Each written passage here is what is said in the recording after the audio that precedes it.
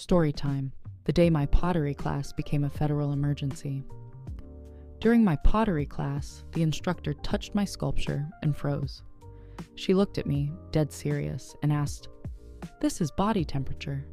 How is it possible for this to have body temperature?"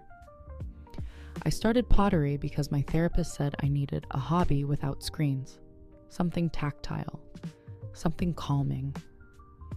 I showed up at the community center on a Tuesday night, expecting to make a crooked bowl and maybe meet some normal people. Instead, I accidentally created a federal crisis. The class was small, just me, 3 older ladies, and a guy named Ryan who made suggestive jokes about his vase. Our instructor, Patricia, was a sweet woman in her 60s who talked about clay as if it were therapy. "Just let your hands guide you," she'd say. "Don't think, just feel." By the 3rd week, I gave up on making anything functional. I just started sculpting random, abstract shapes, weird curves and sharp geometric angles. I'd been working on one piece for over an hour, obsessing over the details. When Patricia reached my station, she reached out to touch my work. She pulled her hand back instantly, as if she'd been burned.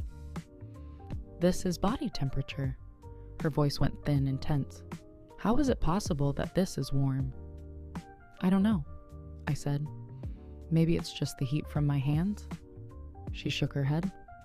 "Clay doesn't hold heat like this, not from touch. This feels like it's generating its own heat." I touched it. She was right.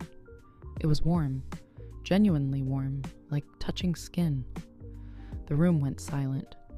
Patricia's face went pale. She backed away and made a call. I couldn't hear what she said, but her body language was wrong.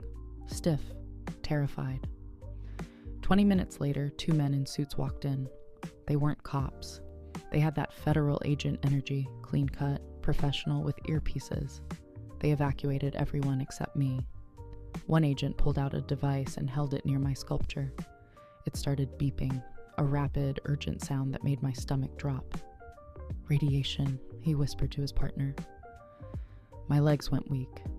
It turned out the clay supplier had been cutting costs by mixing in industrial waste, specifically radioactive waste from a decommissioned medical facility. The clay was contaminated. By working on it for hours, molding it and heating it with my hands, the radiation had concentrated in my sculpture. The body heat I felt? It was literally nuclear decay. The class was shut down forever. 17 people had to be treated for radiation exposure. Luckily, we all recovered,